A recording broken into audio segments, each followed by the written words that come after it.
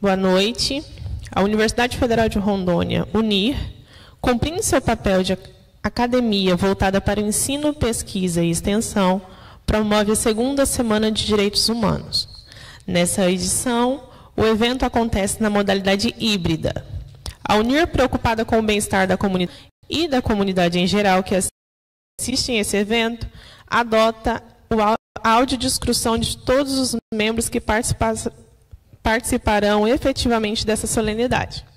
Este evento, com recursos tecnológicos que garantem um alcance ampliado das informações aqui apresentadas, assim como promove a acessibilidade audiovisual e disponibiliza tradutores de Libras. Começo com a minha autodescrição. Me chamo Tawanis Catambulo-Sena, tenho um tom de pele parda, 1,70 m de altura, cabelos pretos, soltos e cacheados. Estou vestindo camisa de cor preta e calça de cor preta. Estou posicionada em frente ao backdrop com a logomarca da UNIR, bandeira do Brasil, Rondônia e UNIR, e o brasão da República. Agora irei descrever o tradutor de Libras que atuará neste dia. João Vitor, cor de pele, possui 1,75 m de altura, cabelos pretos cortados ao lado, está vestindo camisa azul clara com botões e calça jeans preta, posicionado em frente à parede de fundo branco. Temos também a tradutora Edilane, cor de pele morena, altura 1,55 m, cabelos pretos, cacheados e soltos, vestimenta blusa de cor preta e calça jeans de cor azul, posicionada em frente a uma parede branca. Estes serão os tradutores que se revezarão a cada 20 minutos de evento. Pedimos a todos os participantes desse evento que mantenham seus celulares desligados. Para compor o dispositivo de honra, temos a satisfação de apresentar o vice-reitor da Universidade Federal de Rondônia, professor Dr. José Juliano Cedaro.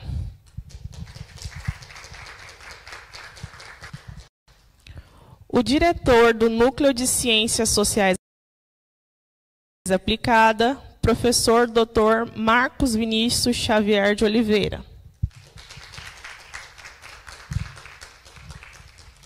O diretor de pesquisa da FAPERO, professor Dr. Marcos Vinícius Rivoiro. E a coordenação geral do evento, professora doutora Aparecida Luzia Alzira Zuim.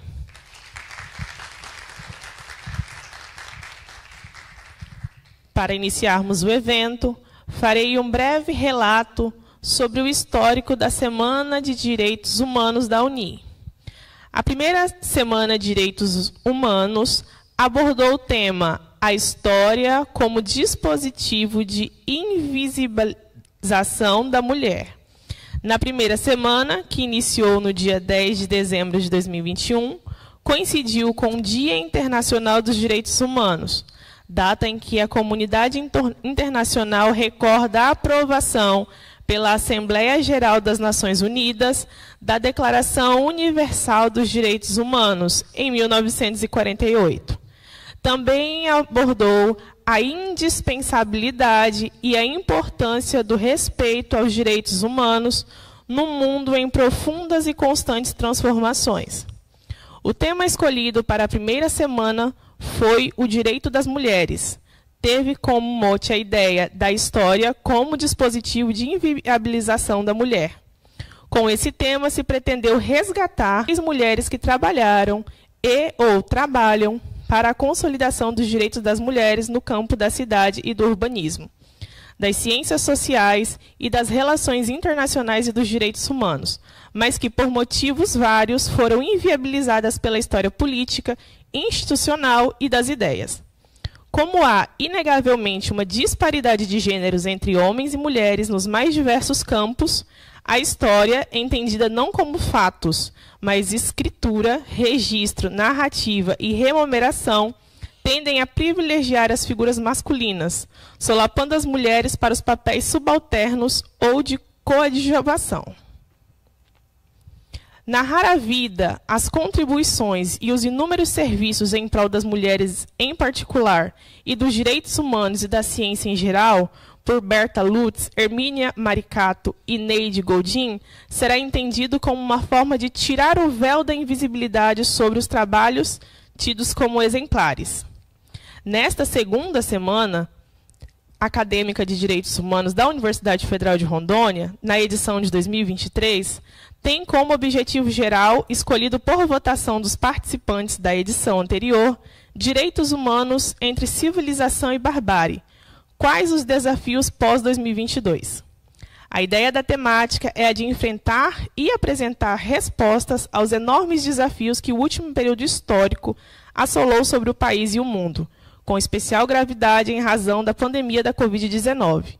E no Brasil, com o aumento do desmatamento, a grave crise de saúde mental que abateu sobre a sociedade brasileira, o aumento da violência doméstica e de gênero, conflitos sociais na cidade e no campo, desacordos morais e jurídicos os mais variáveis. A segunda semana de Direitos Humanos será realizada no formato híbrido, com atividades presenciais em Porto Velho, capital de Rondônia, e remotas. Convidamos a professora Aparecida Luzia Alzira Zuim para seu pronunciamento.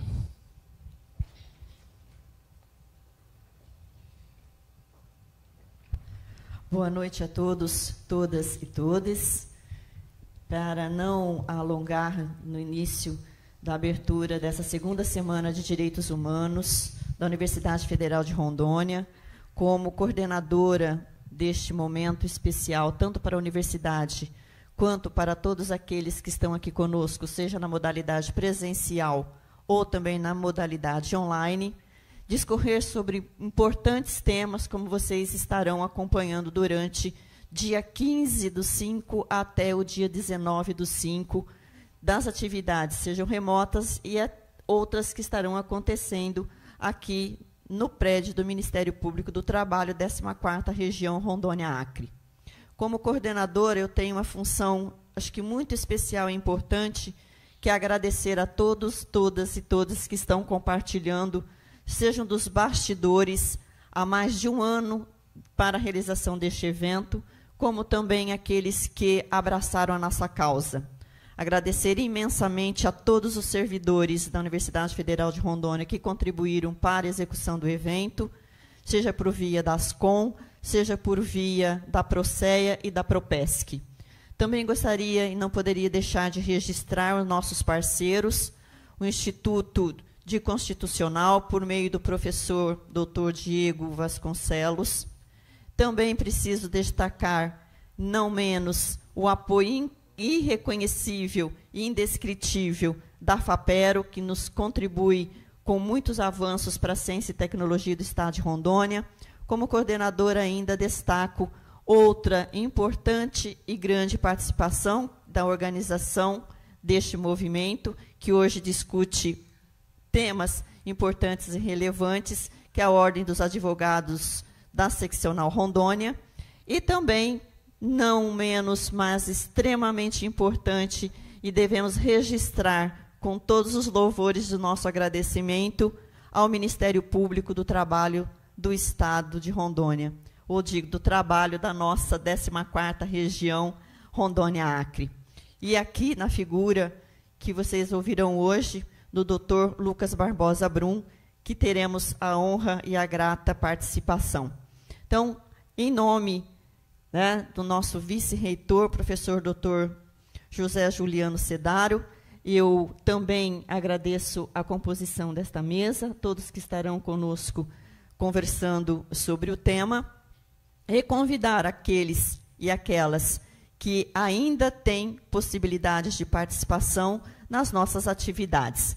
Então, que tenhamos uma semana proveitosa, com muitos debates que vão circular acerca tanto da temática quanto de todas as demais temáticas dos nossos GTs, para que o Estado de Rondônia continue assim se destacando na produção do conhecimento da ciência, que também é nosso investimento como pesquisadores. Muito obrigada.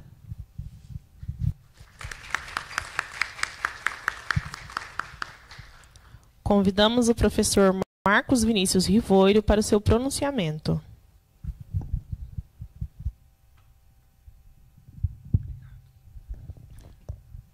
Senhoras e senhores, muito boa noite. Boa noite, magnífico reitor Juliano Sedaro, professor Marcos Vinícius Xavier, diretor do NUCSA, a coordenadora desta importante segunda semana de Direitos Humanos da Universidade Federal de Rondônia, a professora Aparecida Zuim, procurador Lucas Barbosa Brum, as professoras Adriana, Rosalina, do Departamento de Direito da UNIR, Departamento de Ciências Jurídicas da UNIR. Aproveito para agradecer também, em nome do chefe do departamento, o professor Bruno Valverde, que, em contato comigo, pediu para que trouxesse a notícia de que ele não poderia se fazer presente, mas que deseja sucesso pleno para esse evento. E, em nome da Tauane, convido e agradeço a presença de todos os acadêmicos da UNIR neste evento.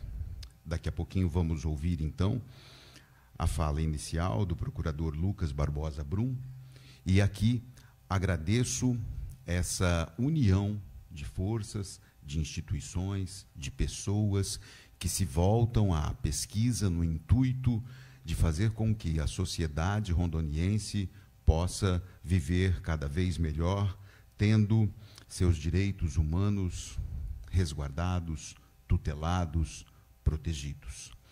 A função da FAPERO é amparar a pesquisa em Rondônia. E é isso que, à frente da diretoria científica, tentamos fazer, como representantes da UNIR, e também abertos para outras instituições, inclusive para o Ministério Público do Trabalho, que também nos acolhe nesse momento, nessa noite tão marcante e importante. Nossos agradecimentos em nome do governador Marcos Rocha, que faz com que a FAPERO tenha condições de operar em prol da sociedade rondoniense por meio da pesquisa científica e da inovação tecnológica. Muito obrigado pela oportunidade de poder aprender com vocês. Muito obrigado.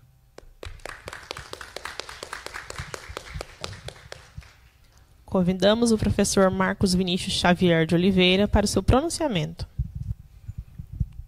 Boa noite a todos, a todas. Agradeço efetivamente a presença de todos vocês.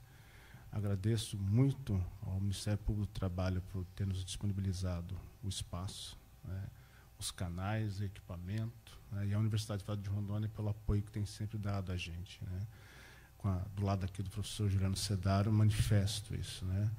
O esforço que nós temos despendido tem sido exitoso, porque nós temos conseguido realizar atividades significativas, principalmente para os nossos alunos. A razão de ser de universidade não é somente o culto ao conhecimento em sentido abstrato, mas um conhecimento que seja efetivo e que propicie o desenvolvimento da sociedade, das pessoas, no sentido de um bem viver que nos é bastante caro numa sociedade contemporânea como a nossa.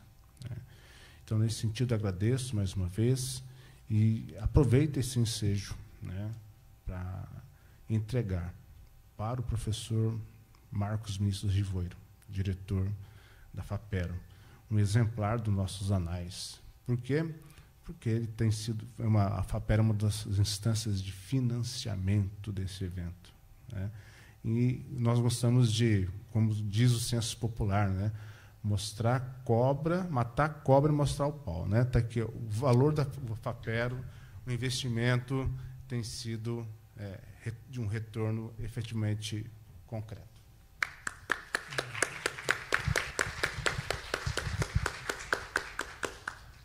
Convidamos o magnífico reitor em exercício da Universidade Federal de Rondônia, professor Dr. José Juliano Sedaro, para o seu pronunciamento. Só uma parte, né? Entregar também para o professor Juliano. Aí ele já... Ia ficar com ciúmes.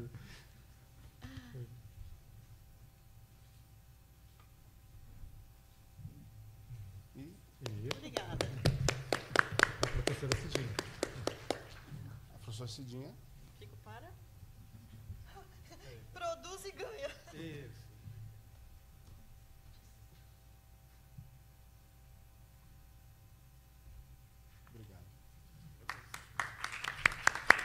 Eu agradeço em nome de todos os docentes e discentes que trabalharam e participaram da primeira edição e também contribuíram, de certo modo, para que isso acontecesse. Com certeza, os de agora, os nossos discentes que contribuem nessa monitoria da segunda edição, os docentes da Universidade Federal de Rondônia, com os professores do DCJ e demais, com certeza estarão aqui na segunda edição recebendo também essa homenagem. Obrigada.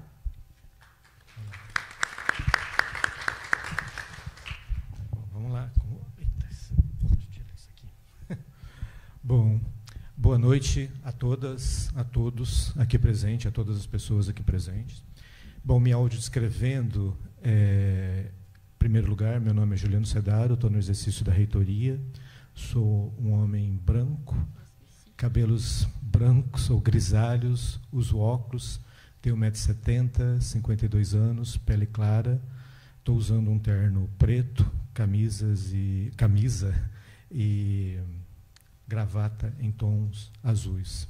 Estou sentado, ladeado pela professora Aparecida Zuim e professor Marcos Vinícius Xavier. Bom, inicio então cumprimentando os componentes dessa honrosa mesa, pela coordenadora do evento, a professora Aparecida Zuim, obrigado pelo convite, inclusive. Professor Marcos Vinícius Xavier, diretor do Núcleo de Ciências Sociais Aplicado, e o seu quase xará, professor Marcos Vinícius Rivouro, diretor de pesquisa da FAPERO, e também professor dessa universidade, que é sempre ruim falar depois do senhor professor, por sua voz de barítono, todas as vozes com isso acabam subindo. Cumprimento a Tawane, presidenta do Centro Acadêmico 5 de Outubro, né, do curso de Direito da Universidade Federal de Rondônia, campus de Porto Velho. Agradeço o trabalho de todos e parabenizo das pessoas que têm organizado esse evento. Cumprimento os intérpretes de Libras pelo João Vitor e, especialmente, cumprimento o doutor Lucas Barbosa Brum, que será o nosso palestrante. Muito obrigado pela sua presença e pela sua honrosa contribuições a esse evento e a esta instituição. Bom, como professor, eu tinha que, obviamente, em respeito, trazer alguma coisa, né? E não para falar de improviso, desde quando o professor Marcos Vinícius me estendeu o convite, né, semana passada. Tratando de direitos humanos, algumas coisas que às vezes eu acabo me lembrando. Na época da promulgação da independência americana, que talvez foi o primeiro ato no Ocidente que contra, sobretudo, né, um poder único, né, estabelecendo o poder para o povo, Thomas Jefferson disse: consideramos que essas verdades são sagradas e inegáveis, que todos os homens são criados iguais, independentes, que dessa criação igual derivam direitos inerentes e inalienáveis, entre os quais estão a preservação da vida, a liberdade e a busca da felicidade. 1776. Alguns anos depois, houve uma conferência, a primeira conferência do direito das mulheres nos Estados Unidos. Começou a ser organizada em 1848 e realizada em 1850, e saiu uma declaração melhorando um pouco aquilo que o Thomas Jefferson tinha dito. Consideramos essas verdades como autoevidentes, que todos os homens e mulheres foram criados iguais, que são dotados pelo Criador de certos direitos inalienáveis. Entre os direitos inalienáveis estão a vida, a liberdade, a busca da felicidade. E resulta, ali depois, 100 anos depois, na Declaração Universal dos Direitos Humanos, em 1948, 10 de outubro.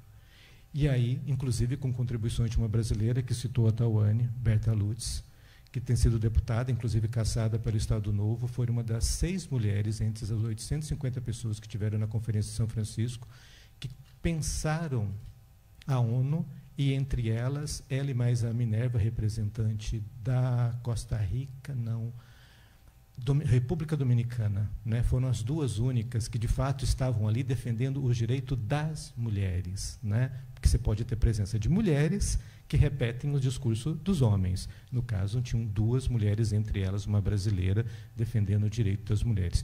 E dali, né, entre os 30 artigos, tem o primeiro: todos os seres humanos, todos, nascem livres, iguais em dignidade e direitos. São dotados de razão, consciência e devem agir em relação uns aos outros com espírito e fraternidade. E aí todos, independente de credo, independente de identidade de gênero, de orientação sexual, de partido político, de time de futebol, todos. É um clube muito fácil de pertencer, basta ser humano, né? Só que, para isso, acho que uma coisa bem interessante que foi pensado ali, como preservar isso? E aí, os artigos 29 e 30 traz uma coisa fundamental, que são os deveres sociais em relação aos direitos da liberdade dos outros, que diz: todo ser humano tem deveres para com a comunidade, no qual o livre e pleno desenvolvimento de sua personalidade é possível. No exercício de seus direitos e liberdade, todo ser humano estará sujeito apenas a limitações determinadas pela lei, exclusivamente, com o fim de assegurar o devido reconhecimento e respeito dos direitos e liberdades de outrem, e de satisfazer as justas exigências da moral, da ordem política e do bem-estar de uma sociedade democrática. Esses direitos e liberdades não podem, em hipótese alguma, ser exercidos contrariamente aos objetivos e princípios das Nações Unidas. E o artigo 30, que é exatamente a proibição de práticas contra esses direitos e liberdade: nenhuma disposição da presente declaração pode ser interpretada como reconhecimento a qualquer Estado, grupo ou pessoa do direito de exercer qualquer atividade ou praticar qualquer ato destinado à destruição de quaisquer dos direitos e liberdades aqui estabelecidos. Parecia algo irrelevante até um pouco tempo atrás. Eu achei muito curioso quando vocês colocaram aqui, né, os desafios pós-2022. A gente tinha uma tranquilidade que parecia que era uma evolução contínua. Com o tempo, a gente viu as ameaças do direito à liberdade, sobretudo da democracia, usando, inclusive, as suas próprias ferramentas. Acho que, quando pensou isso, possivelmente inspirado no livro do Karl Popper, né, a sociedade e seus inimigos, né, a sociedade aberta e seus inimigos, né, dos 3 paradoxos, o primeiro da tolerância, que a gente tolera as diferenças, mas não podemos tolerar a intolerância, senão ela vai impedir que haja a tolerância. O paradoxo da liberdade, que é algo que a gente vê com muita frequência, né? Em nome do princípio da liberdade, do princípio do liberdades individuais, o direito de atacar, inclusive, a honra das pessoas, o que a gente vê da dificuldade de criar um marco para as regras na internet, sobretudo das big techs. Tá? Então, assim, o paradoxo da liberdade, que pode ser que chegue um momento que ela roube todas as liberdades dos demais. E muita gente utiliza isso em nome de uma liberdade, atacando a liberdade, e chega-se ao paradoxo da democracia, inclusive fazendo uma referência ao Platão, que é quando, por princípios democráticos, você pode eleger um tirano. Para não citar casos reais, que acho que todo mundo possa pensar, é só lembrar uma das cenas daquela série lá da Guerra nas Estrelas, quando eles elegem e dão todos os poderes ao chanceler para ele virar e cria o império, né? E aí a princesa diz: é a democracia morrendo com aplauso. E a gente está constantemente sob esse risco. De modo que eu fiquei muito feliz com a temática de vocês para esse evento, porque faz parte exatamente desses princípios, e um papel nosso, exatamente discutir isso. Não se permitir que princípios ligados à democracia, ligados aos direitos humanos, como tolerância, liberdade, possam ser utilizados para esse fim, para a implantação da tirania. Porque aí tem uma relação muito direta, direitos humanos e democracia. Só vai haver direitos humanos onde os princípios democráticos forem respeitados. E existe uma relação direta entre democracia e ciência, porque onde não tem verdade absoluta, todos os princípios, tudo está sujeito a questionamentos, inclusive pelos pares. Há uma relação entre direitos humanos, democracia e ciência. nesse sentido, tudo aquilo que vocês se organizaram para cá merece aplausos. Parabéns, e aqui, em nome da universidade, agradeço a iniciativa de vocês e desejo que seja esse segundo encontro, esse segundo simpósio tão profícuo quanto o primeiro e que o terceiro possa ser mais ainda. Parabéns, professores, e muito obrigado pelo convite.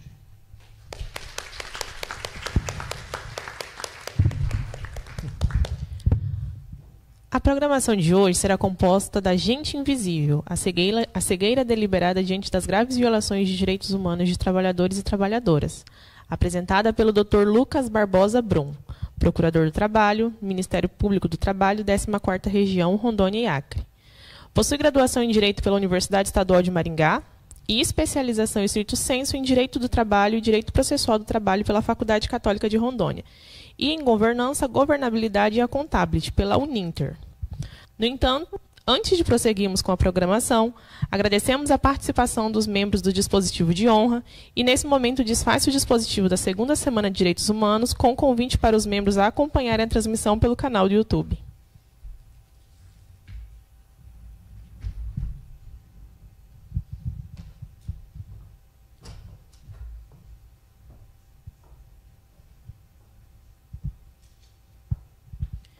Convidamos o professor Marcos Vinícius Xavier de Oliveira para dar continuidade ao evento como moderador da conferência. Convidamos também o ilustríssimo procurador Dr. Lucas Brum, conferencista da noite.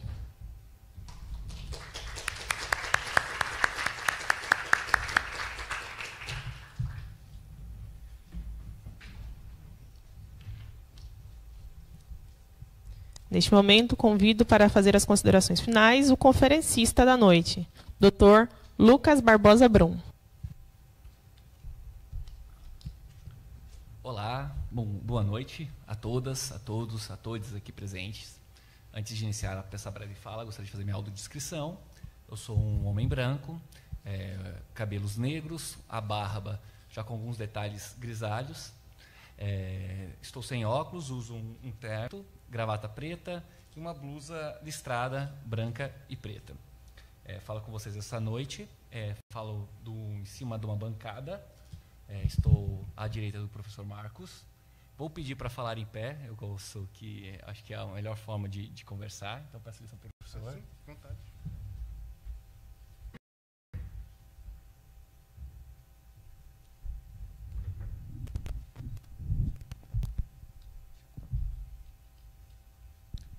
Antes de iniciar, gostaria de relatar a felicidade que é para o Ministério Público do Trabalho recebê-los, receber a academia, a Universidade Federal de Rondônia, aqui em nossas dependências. Creio que será um contato de aproximação com uma longa história para frente. Acho que a gente vai poder trabalhar junto. É uma honra poder apresentar o nosso órgão do trabalho, um órgão voltado à promoção da cidadania, à defesa da democracia e dos direitos coletivos e indisponíveis. Trazer essa nova geração, trazer os alunos, aqueles que ainda estão almejando entrar no mercado de trabalho, trazer a comunidade acadêmica para esse debate é muito... Só um pouquinho? Agora sim, melhorou. E hoje é dia 15 de maio de 2023. 2023. Professor Luciano, eu não sou tão graduado ainda, mas já tenho uma história de vida, e quando eu pensava em 2023, eu acho que eu pensava mais em Star Wars, mas não pelo lado da tirania, mas pelo lado da modernidade. Eu acredito que os alunos do curso de Direito hoje falam de blockchain, inteligência artificial, programação interpretativa hermenêutica. A gente tem tanta coisa moderna para se falar, tanto software, tanto design thinking, coisas que na minha época de graduação nem eram pensadas.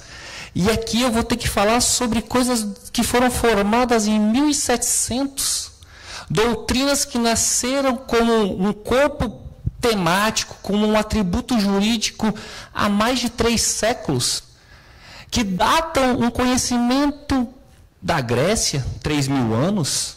É sobre isso que eu vou falar em 2023, sobre direitos humanos. É sobre isso que vocês querem ouvir? É sobre isso que nós precisamos conversar. É sobre isso que é necessário falar.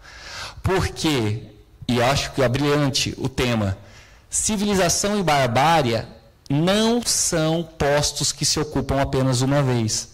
Civilização e barbárie se convivem desde quando um macaco, o ser humano, resolveu viver em civilização. E a própria civilização tem o contraste da barbárie, porque são antagonistas de um mesmo meio. Porque onde existe caos, onde não existe respeito, onde existe violência, é barbárie. Não se vive. Mas onde se vive com dignidade, com respeito, com harmonia, com fraternidade, é civilização. E nós estamos em 2023. Nós, como seres humanos, como sociedade, há 10 mil anos, 10 incríveis mil anos, decidimos viver em comunidade, viver em civilizações.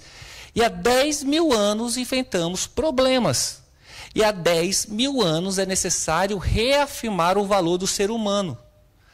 E é isso que a gente vai conversar um pouquinho hoje. Eu acho muito interessante trazer isso para dentro do Ministério Público do Trabalho, porque eu acho que todos têm essa noção. Primeira pergunta, qual é o seu nome? A segunda, talvez de onde você é ou quem são seus pais. A terceira é o que você faz. O que você faz te define como cidadão. E quem não tem uma resposta efetiva para essa pergunta tão simples do que você faz, não possui o seu lugar determinado em qualquer civilização. Trabalho é essencial para a formação de um ser humano.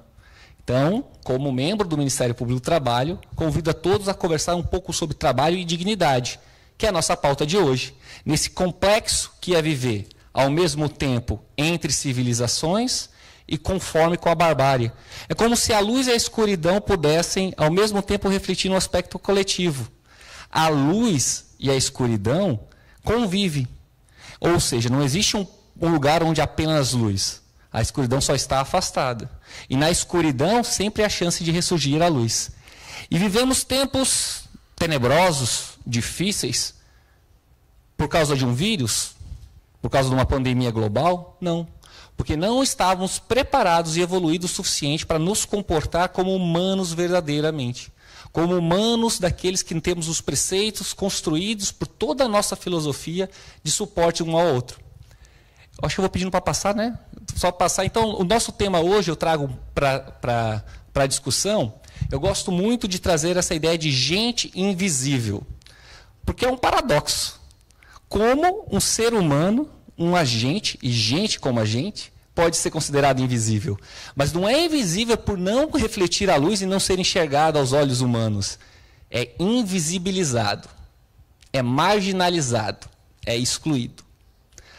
Como alguém que eu reconheço como meu próximo, como alguém que, por algumas religiões, chamamos de irmão, e eu simplesmente invisibilizo essa pessoa. Eu retiro dela a própria existência. E aceito que direitos humanos podem ser violados paulatinamente, efetivamente, com toda a força que um poder econômico subjacente possui no nosso país, e eu simplesmente ignoro. Eu, ser humano, tenho essa capacidade de invisibilizar outros seres humanos. E eu acho que no pós-crise, pós-2022, eu acho que é isso que eu quero trazer para reflexão, nessa breve fala que a gente teremos essa noite. Pode passar um pouquinho?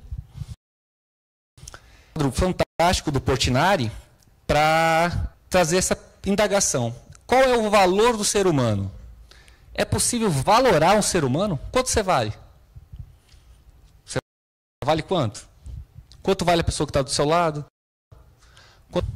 Quanto vale sua mãe? Quanto vale aquele menino que está pedindo ali esmola na rua? Quanto vale um estrangeiro? Quanto vale um indígena não integrado à nossa sociedade? Quanto vale? Qual é o valor?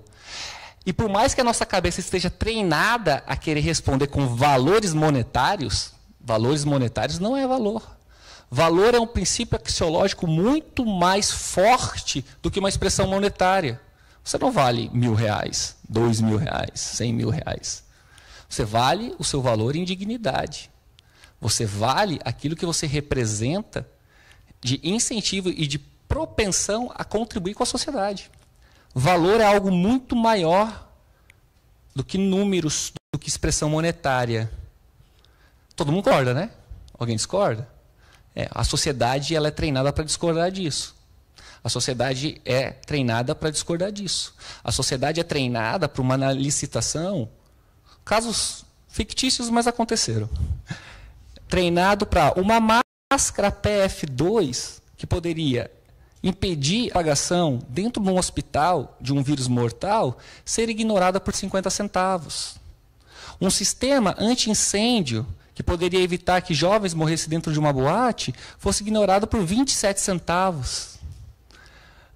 Um registro numa carteira que pode dar proteção social ao trabalhador quando ele se acidenta é ignorado por R$53. É isso. A sociedade, em 2023, está acostumada a dar preço, não valor, ao ser humano.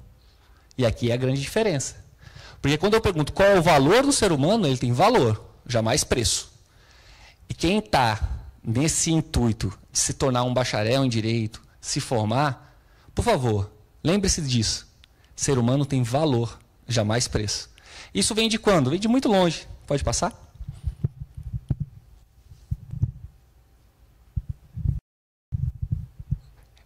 Já acho que, tradicionalmente, na nossa região, fomos educados na fé cristã. Eu participei, fui aluno de colégio salesiano, hoje não professo mais a fé.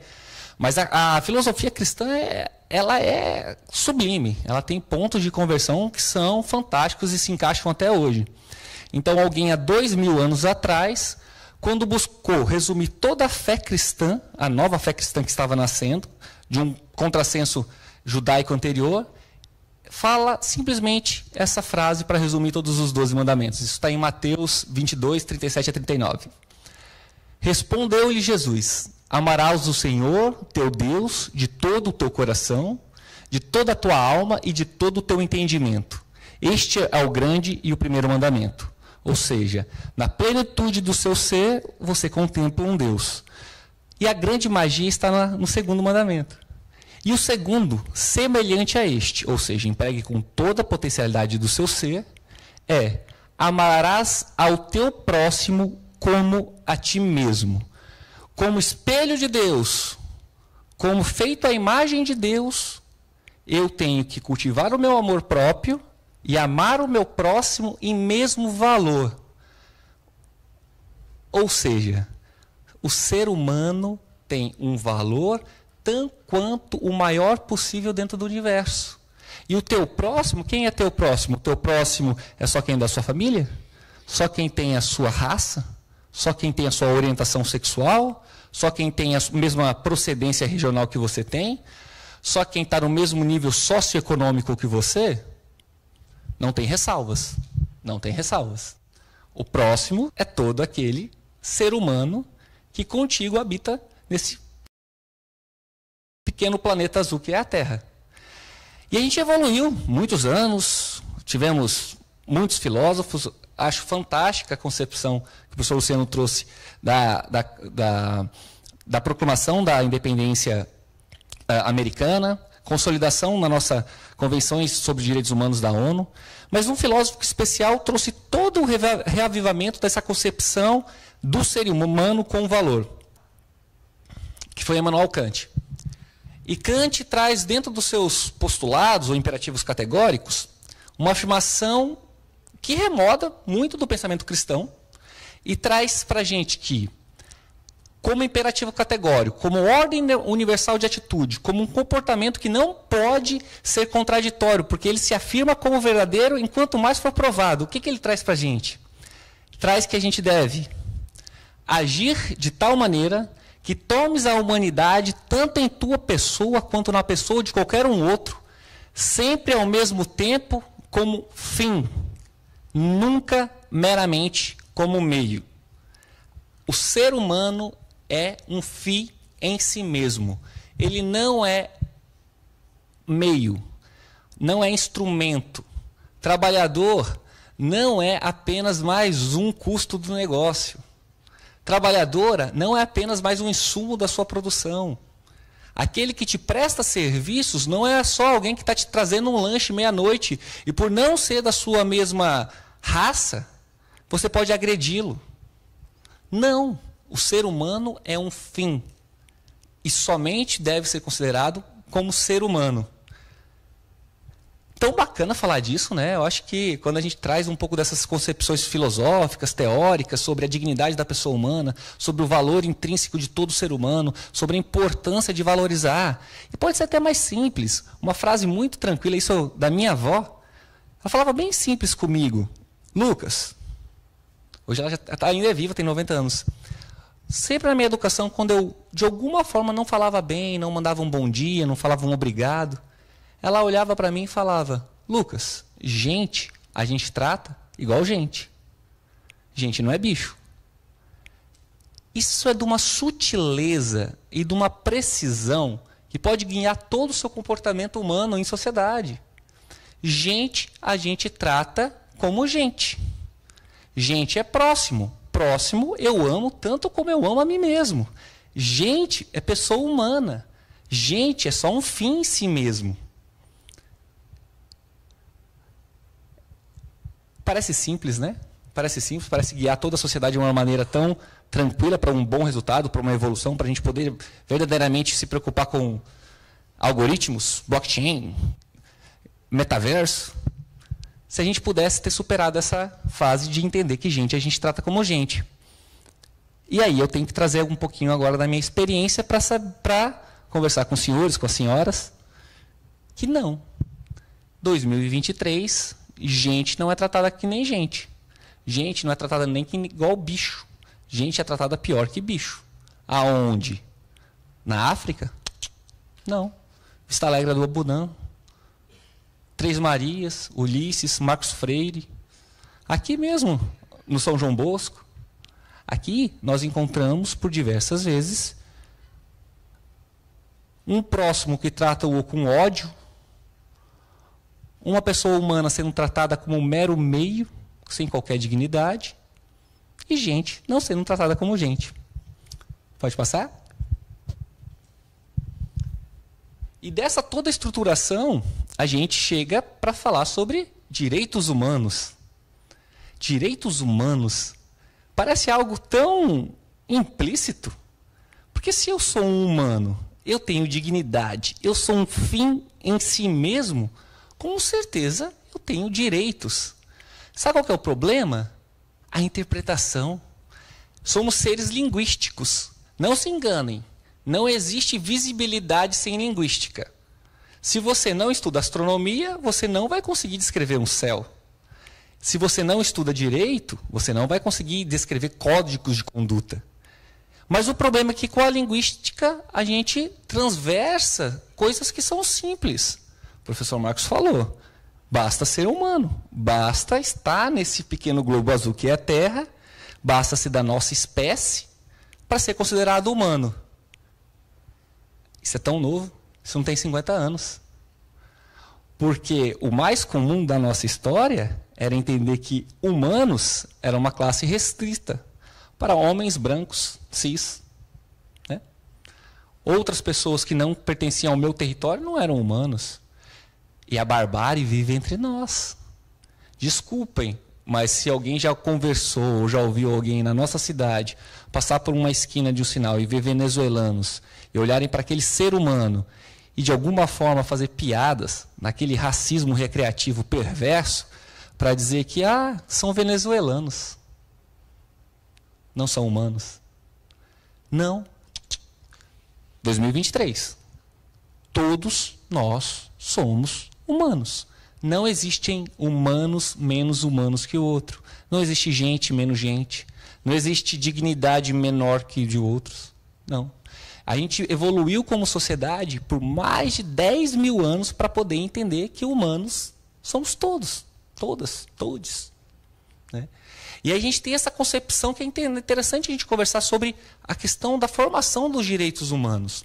Eu acho que é uma formação mais tradicional. A gente começou a entender os direitos humanos como algo não estático, mas algo dinâmico, algo que se vivencia, se intercala e se retroalimenta. Por uma concepção clássica, a gente traz as 3 dimensões de direitos humanos, né? E aí, pode passar? A nossa primeira dimensão é liberdade. até interessante, até para um conceito um pouco mais moderno, nem tanto, né? Da minha época ainda de universidade, que é sempre interessante falar em dimensões, não mais em gerações. Não é como se uma geração fosse subjacente à outra, posterior a demais, não. Elas se intercalam, se retroalimentam, e elas convivem entre si. E elas precisam ser reafirmadas constantemente como direitos humanos. Porque a liberdade, ela nasce como a chamada primeira dimensão, no marco dos direitos civis, para dizer que eu, ser humano, tenho direito à vida. Eu sou livre. Eu não posso ser tratado como coisa. Eu não posso ser inibido da minha plena existência. Eu preciso ser livre.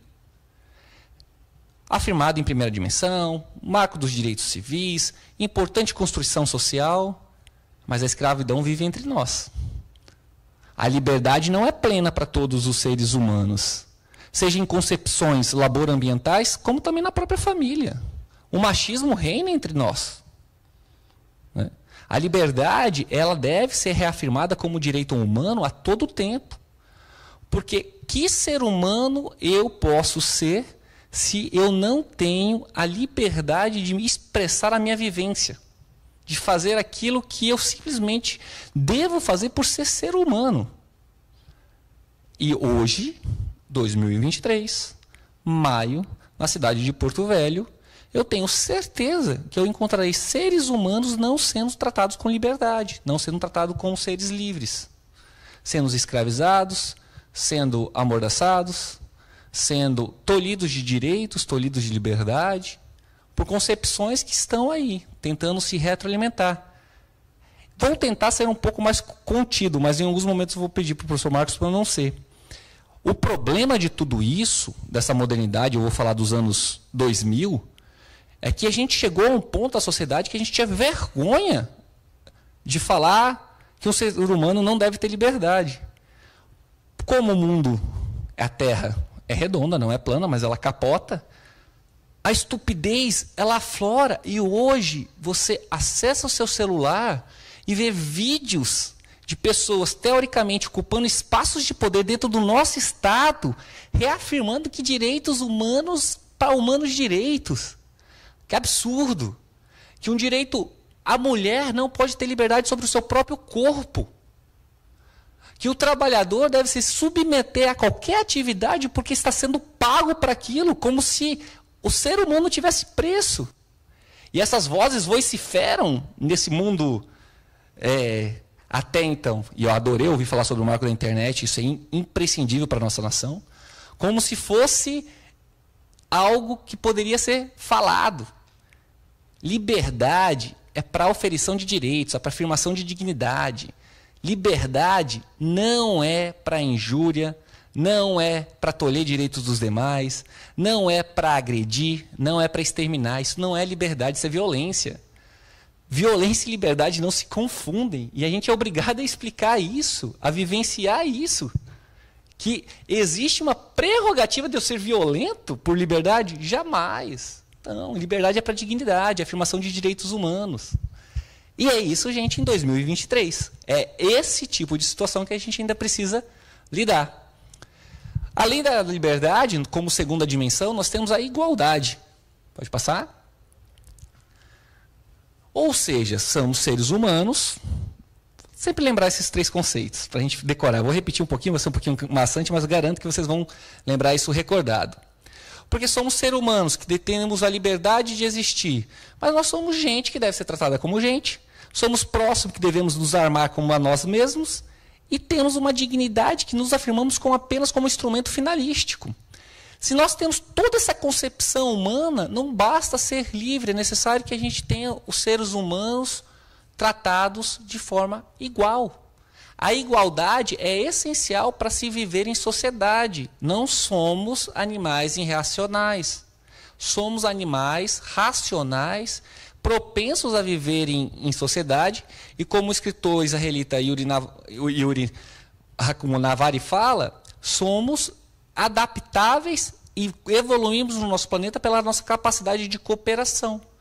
Então, a igualdade é um pressuposto da nossa própria existência como sociedade. Então, não existe valoração superior entre seres humanos. Isso eu já estou passando da ideia de preço. E a igualdade, ela é reconhecida por em base de 3 princípios da igualdade.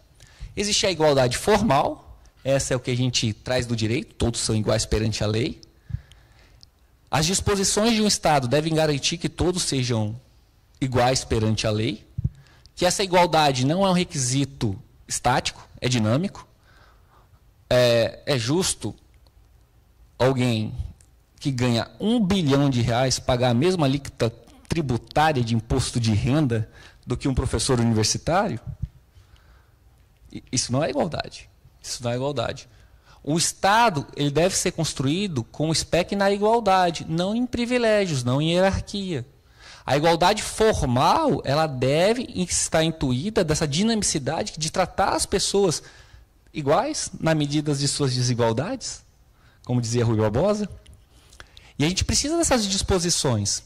Mas não só a igualdade formal, dispositiva. A gente precisa que essa igualdade seja material.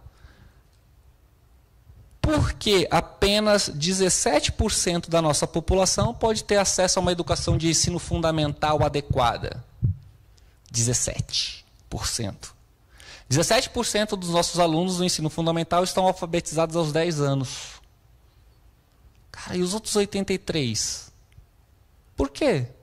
Por que eles não têm esse direito? Porque só 17%, eu também acho que em torno de 17% a 18% ingressam no ensino superior, os demais não. Por quê? Né? Porque o jovem de periferia precisa começar a trabalhar em empregos informais aos 16 anos, né? E o jovem de centro só começa a trabalhar depois da sua formação universitária aos 22. Por quê? Por que a gente trata todo mundo? Porque existem pessoas com valores diferentes. Por quê? Por que nós não conseguimos, como sociedade, construir uma relação onde que basta você ingressar nessa sociedade para você ter as mesmas oportunidades que os demais? Isso é uma busca, isso tem que ser constante, isso tem que ser preceito. Não dá para a gente buscar hierarquias, não dá para manter privilégios. A igualdade ela deve ser material. E mais recentemente, a academia tem trago para a gente a ideia de igualdade como reconhecimento. Eu acho tão engraçado alguns temas, assim, me perguntaram esses dias sobre numa palestra. Uma pessoa trans deve usar qual banheiro? Uma pessoa trans deve usar qual banheiro? A resposta é muito simples. Qual banheiro ela quiser. Aquele banheiro que ela se identifica. Ser mulher, ser homem na nossa sociedade é construção social, gente. Ninguém nasce homem, ninguém nasce mulher, isso é uma construção. Uma construção social. A sociedade define quais são os aspectos de um homem e qual é o aspecto de uma mulher. E quem vai dizer como você deve se comportar além de você mesmo? Se você é mulher, se comporta como mulher, se sente mulher, você vai usar o banheiro feminino, ponto. Mas a outra pessoa se sentiu incomodada. Não. Violência não é liturgia. Violência de comportamento, ranço, não se deve ser premiado. Os incomodados que se incomodem. A afirmação, você se sentir mulher, você se sentir a construção mulher, independente do sexo do seu nascimento, é uma opção sua. É uma orientação sua. Isso a gente deve se afirmar. Deve se reconhecer como igual. A sociedade deve reconhecer, independentemente de como você se afirma como ser humano, com os mesmos direitos dos demais. E a gente faz isso por diversas maneiras. A cor da sua pele não deve influenciar quais os papéis que você deve ocupar na sociedade, como preceito. Nós vivemos uma sociedade onde pessoas brancas, homens brancos, cisgênero, ocupam todos os espaços de poder, ou a grande maioria deles. O racismo estrutural é entranhado na nossa sociedade e reafirmar a sua existência é luta. Deve-se reconhecer a igualdade pelos 3 aspectos: formal, material e pela igualdade de reconhecimento. E o nível mais elevado ainda de dimensões de direitos humanos é a fraternidade. E aí a fraternidade a gente traz um pouquinho lá de Mateus. quando ele afirma que Jesus falou que ama a ti mesmo, ama o teu próximo como te ama a ti mesmo. A fraternidade, que é muito mais de uma relação entre irmãos. A fraternidade é uma comunhão de interesses. É um aspecto de entrosamento de pessoas humanas que desejam chegar ao mesmo fim comum.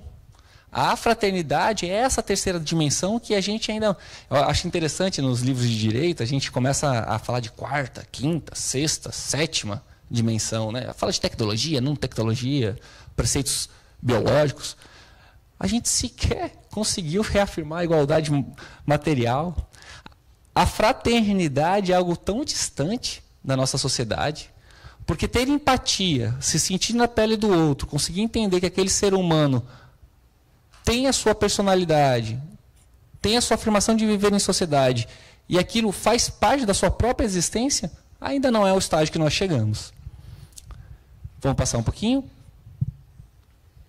Pode passar a próxima? E aquela pergunta, somos iguais? Somos iguais? Todos os seres humanos são iguais? Todos os porto-velhenses são iguais? Eu acho muito interessante essa gravura, que é de um livro fantástico, de 1932, Aldous Huxley, Admirável Mundo Novo. Tenha a oportunidade, apesar de ser da década de 30, nada é mais atual do que Admirável Mundo Novo. Porque no Admirável Mundo Novo, a sociedade perfeita, aquela sociedade exemplar, ela é baseada em castas, alfas, betas, deltas, gamas, e em droga, soma. Então é uma sociedade que, para funcionar, para ser perfeita, aquela maior evolução dos tempos pós-fordistas, e eu acho interessante essa relação que no livro ele traz em relação a Ford, a sociedade perfeita deve ter as pessoas certas ocupando os espaços certos. Alfas, betas, deltas, gamas. E devem todos estar o tempo todo embriagados em soma, para esquecer os seus problemas e jamais questionarem aquilo, o espaço onde estão inseridos. E aí? Kant ou Huxley? Quem define melhor uma sociedade que é onde a gente quer chegar? Queremos chegar numa sociedade onde o ser humano é só um fim em si mesmo? Jamais um meio? Que todos são iguais em dignidade? Ou queremos uma sociedade onde a gente saiba que os alfas vão ocupar os melhores espaços, o melhor da vida, serão divertidos pelos betas, terão suas necessidades atendidas pelos gamas, e os deltas se pegam para as funções não interessantes da sociedade. A evolução é essa? Evoluímos para castas? É isso? Eu, bacharel em direito, advogado, procurador, juiz. Ah, gente, eu sou procurador, né, cara? Estudei aqui, demorei 10 anos para passar nesse concurso. Ralei pra caramba, tô aqui. Eu sou procurador, né? Não, vamos comparar com um bêbado da esquina, com um venezuelano. Eu e ele tem o mesmo valor? Como assim? Toda a minha história não conta? É isso? A gente vai dividir a nossa sociedade em castas? É isso que a gente quer? Ah, pô, mas aquele ali, ó, trabalhador tá lá na derrubada, lá em Vista Alegre, morando num barraco, comendo arroz azedo, sem receber há 2 meses. Aí o procurador vai lá na fazenda e quer me arrumar problema. Rapaz, cidadão aí estava em piores condições. Se eu não tivesse dado esse barraco para ele, esse arroz azedo, ele não tinha o que comer. Na tua casa tu come arroz azedo? Ah, menino de 15 anos, estava lá trabalhando na madeireira, serrando. Melhor estar trabalhando do que estar na rua. 15 anos, já tem idade. O teu filho vai começar a trabalhar com 15 anos? Ou ele vai fazer o ensino médio? Vai se formar? Aplicativo, trabalhador lá, entregador de aplicativo. É empreendedor. Tá aí. Trabalhando com liberdade, pode entrar a hora, pode sair a hora que quiser. 12 horas por dia, 14 horas por dia. Sem proteção social nenhuma. Sem proteção social nenhuma. Não pode correr o risco de pegar uma gripe, porque se não trabalhar, não tem direito a auxílio-doença, não tem direito à aposentadoria. Deixa ele ser empreendedor. Vai lá, você. É isso que você quer para sua família? Você queria ser criado num lar onde seu pai não tivesse proteção social, não tivesse renda estável e progressiva? E aí? Aí eu vou lembrar um outro livro muito, muito impactante, que também faz parte das chamadas distopias, do George Orwell, Revolução dos Bichos. Fantástico. Os porcos acendem o poder, e a gente tinha um primeiro mandamento na fazenda. Todos os animais são iguais. Mas os porcos acenderam, descobriram que depois os humanos, é eles que deviam reinar naquela fazenda, e só alteraram. Todos os animais são iguais, mas uns são mais iguais que os outros. E é isso que a gente quer para a sociedade, criar castas? Não se enganem na propaganda neoliberal. Eu adoro falar neoliberal. Isso eu vi em 94. E a gente volta a falar. O mito do empreendedorismo, né? O mito da geração de empregos. Aí a gente tem o nosso estado que divulga. Rondônia é o estado com o menor número de desocupados, passando Santa Catarina. Viram essa notícia? 3,2% de desocupação. O menor índice de desocupação da história do nosso estado. Abre lá a PNUD, no domicílios. 55% de formalidade. 55% de trabalhadores que comem no almoço sem saber que vão comer na janta. Isso é ocupação digna? Por quê? Eu, servidor público, né? E eu acho que os professores da Unir aqui também são, acredito que muitos de vocês desejam e almejam o serviço público. Não, eu tenho férias, tenho 13º, tenho intervalo, jornada de 7 horas. E não, isso é bom para mim. Não para o menino que entrega meu lanche, ele não precisa disso. Para mim é bom. Para o menino que entrega meu lanche, ele é empreendedor. Melhor estar fazendo isso do que estar desocupado. Para que criar castas? Se todos somos iguais. Isso não é consciente. Faço essa reflexão por isso. Nós criamos castas sociais pelo nosso inconsciente, pela nossa cegueira deliberada, pela nossa vontade de não ver, pela nossa invisibilização do outro. Pessoal, sejam conscientes.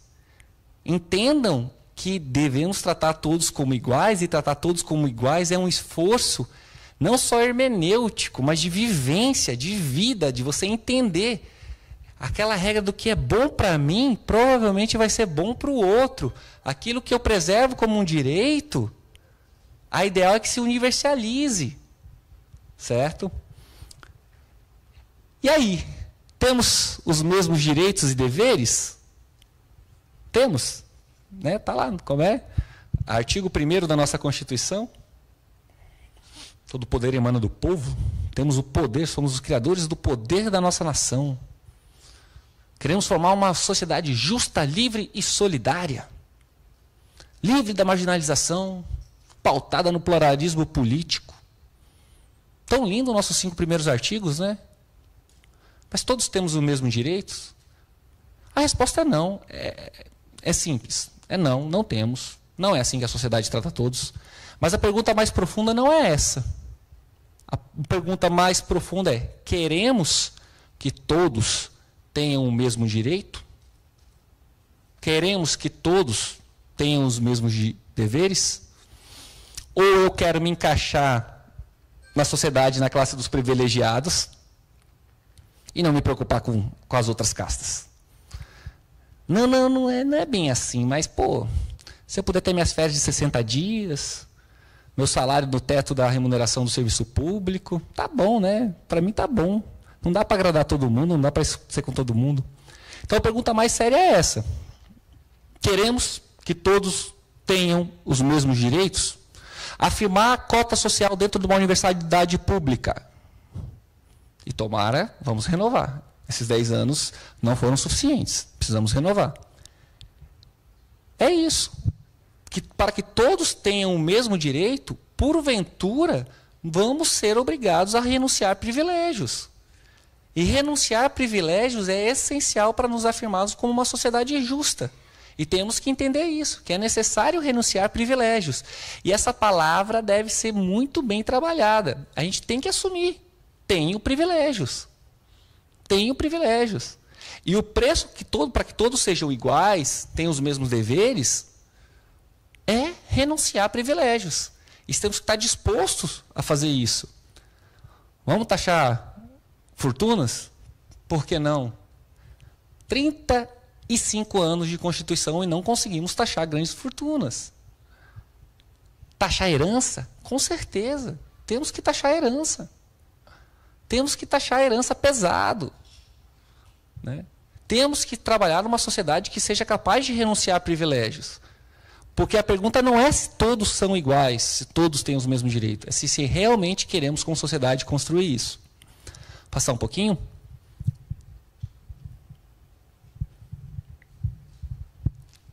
Pessoal, cenas do cotidiano, tá? Das nossas operações.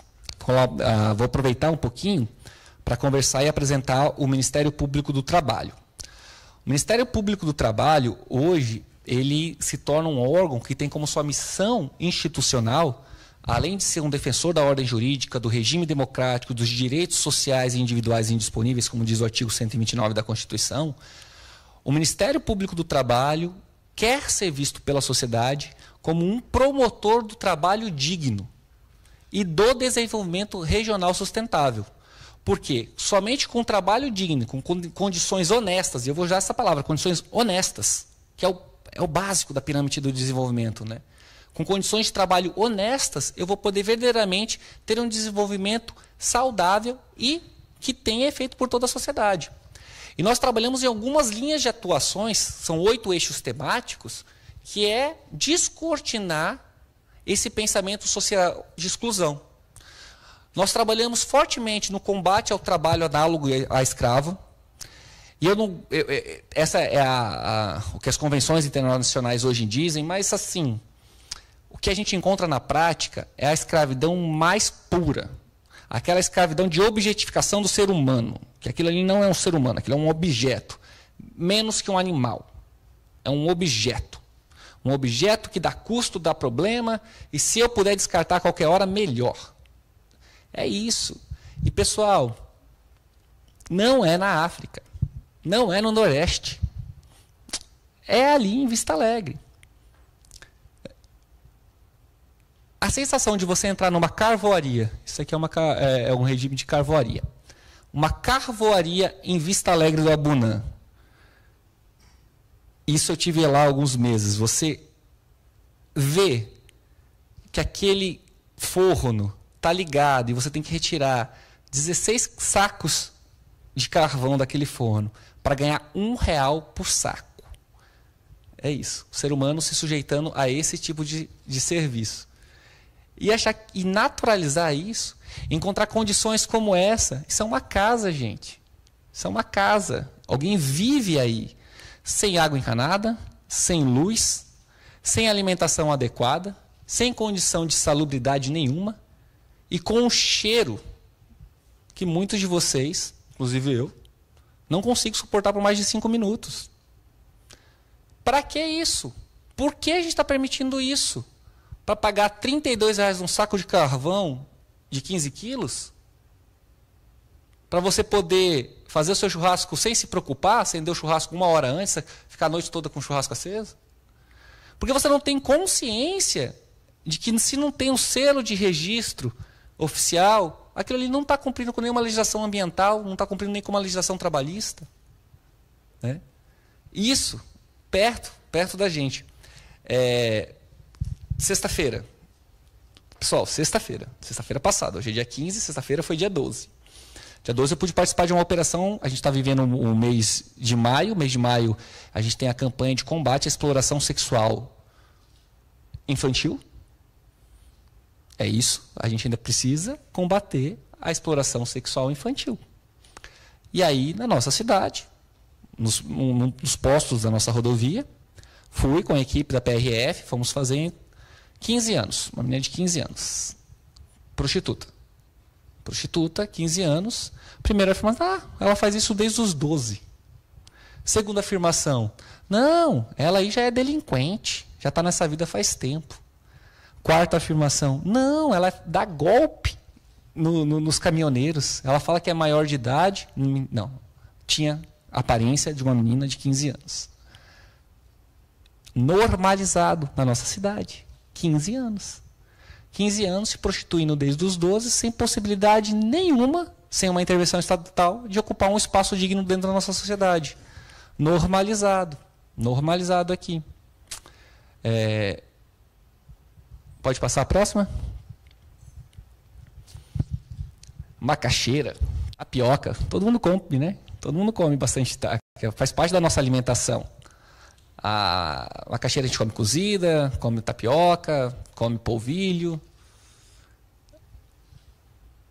Eu me importo com as condições das pessoas que descascam a macaxeira na nossa cidade. Ficam sentados por 14 horas, as mãos não têm mais sensibilidade nenhuma de tantos cortes que foram feitos para descascar a macaxeira. Crianças também, 13, 14 anos. Essas são as condições, ou a falta de qualquer condição. Nenhuma. Não tem um banco, não tem nada. É isso. Descascar a macaxeira. E a gente se questiona, de onde vem a minha tapioca? Né? Pessoas que chegam à idade adulta, eu vou confessar, tenho 34 anos. Me sinto jovem. Já conheci pessoas de 34, 32, 31, que sinceramente pareciam meus pais, ou até mais velhos. Porque uma pessoa que começou a cortar, descascar a macaxeira aos 13 anos, trabalhar na casa de farinha aos 14, ela não chega aos 30 anos, não chega aos 34. E se chega em condições de saúde que praticamente estão desperdiçando toda a sua capacidade produtiva. Mas a gente vive em castas, né? É isso que eu estou falando aqui hoje, né? Eu sou da casta que come tapioca, não sou da casta que descasca a macaxeira. Eu sou da classe que toma o meu mousse de cupuaçu. Eu não sou o que corta o cupuaçu. Porque, né, pessoas são diferentes da nossa sociedade. Pode passar um pouquinho mais? Fast model. Rapaz, camiseta hoje? Não, um dia só. Tá doido, vou repetir camiseta quando eu vou sair para festa. Meia nem uso mais, eu descarto. Roupa, adoro comprar da Shein. Né? Adoro comprar na Renner. Roupa é para se usar. Já ouviram falar de Sweat System? Sweat System é uma ideia assim brilhante. Porque a gente é brasileiro, né? A gente é de uma casta, a gente vive no nosso país. Boliviano é outra casta, né? A gente é diferente. A gente faz o seguinte, vamos trazer os bolivianos, porque lá no país deles é muito bom. A gente põe numa casa, fecha eles dentro de um cubículo, sem espaço, sem ventilação, uma verdadeira alcova, deixa eles trabalhando 12 horas, 14 horas por dia, dorme lá no mesmo local, paga ali R$500 por mês para eles, tá bom, tá melhor do que na vida deles. Eu preciso de roupa barata. Preciso pagar R$50 na minha camiseta. Por quê? Porque a nossa sociedade é diferente, né? Boliviano é de outro país, né? Tá ali, é quase um delta. Jamais será um gama. A gente é alfa, né? Então é isso. Sweat System. Procurem depois. Não é uma, nem duas, nem 3 fábricas que a gente diariamente consegue fazer esse resgate. Felizmente, hoje, o Ministério Público do Trabalho, com o auxílio da Auditoria Fiscal do Trabalho, pode, né? A gente pode fiscalizar. Porque já disseram que a gente estava atrapalhando o setor produtivo, arrumando problema para o desenvolvimento da nossa cidade. Por quê? Porque eu não quero que um ser humano fique 14 horas dentro de uma sala sem ventilação, sem condições mínimas de salubridade, sem direito a intervalo, sem direito a uma alimentação adequada, costurando freneticamente para vender roupa barata que se troca o tempo todo. É isso. Na nossa cidade, do nosso lado. Pode passar? Aqui é a carvoaria, né? Essa é a situação da carvoaria. Esses são os fornos. Eles ficam ligados 24 horas por dia. Eles têm que ser alimentados o tempo todo. E aí a madeira, ela tem um curto período de tempo para ser retirada. O carvão ele se sustenta por pouco tempo. Então, um ser humano, trabalhador, tem que entrar nesse forno, retirar em torno de 200 quilos de carvão, fazer 17 sacos, ganhar R$1 por cada saco de carvão amarrado. É bom, né? Porque é a casta dele, né? Tem que trabalhar assim mesmo, melhor do que estar sem emprego. Pelo menos tem o que comer. E aí, aqui na nossa região, normalmente a ponta do Abunã, né? Os trabalhadores vêm de Manaus, né? Vêm ali de Lábrea, ou vêm lá do Rio Branco, tampam passagem. Aí o dono da carvoaria olha para mim e fala: não, doutor, estão acostumados com essa vida. Não estão reclamando. É isso. Claro, né? São castas diferentes, né? O cara conseguiu ser proprietário de uma carvoaria, ele venceu na vida. Ele é da classe dos empresários. A classe dos empresários não pode ser confundida com a classe dos trabalhadores braçais. É diferente, né? Vamos passar? É isso. Essa expressão. É necessário você olhar um trabalhador nos olhos e ter a certeza que você está vendo um ser humano ali na sua frente. Porque o dia que você olha um ser humano, um trabalhador, uma trabalhadora, nos olhos, e não tem a sensação de que quem está ali é alguém igual a você está perdendo a sua humanidade. É isso. Você está perdendo a sua humanidade. Se o teu inconsciente quiser afirmar que existem castas, que as pessoas são diferentes, se o teu inconsciente te nega a renunciar a privilégios, se o teu inconsciente, e eu digo inconsciente, porque hoje, mesmo conscientemente, tem gente vociferando isso por outros lados. Você olha um ser humano nos olhos e você não vê o igual, você está se tornando menos humano. Pode passar?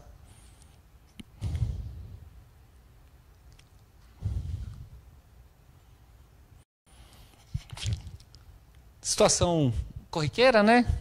Essa cidade pode ir ali dos bares, né? A pessoa vende doce, ali na Pinheiro Machado, você vai ali pegar um barzinho para você fica, pô, chateação, né? Ficar aqui na minha mesa do restaurante, lá vem aqueles pivete tentando vender coisa pra gente. Vamos sentar lá dentro, melhor, né? A gente não precisa ver esse pessoal, não. Vamos ali ver o pôr do sol no mirante? É, né? Mas vamos ficar aqui mais dentro, porque vai vir aqueles menininhos aqui encher o saco. É isso. Ah, não, mas é apenas um menino de rua. Essa expressão, né? E, pessoal, a cor importa muito, né? A cor importa muito. Não dá para negar.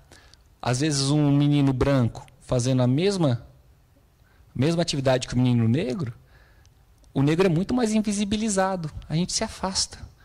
Sabe? Vamos botar um fumê no carro maior, porque tem muita gente pedindo no sinal. 8 anos. 8 anos. Melhor trabalhar, né? Porque senão vai ficar na rua sozinho. Pelo menos está ajudando os pais lá em casa. 8 anos. O teu filho de 8 anos está onde? Eu sou de uma casta diferente do que ele. Pode passar?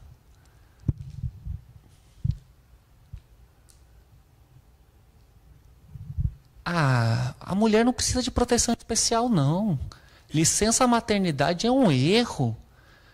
Vou contratar a mulher porque é mais caro. Licença maternidade é um erro.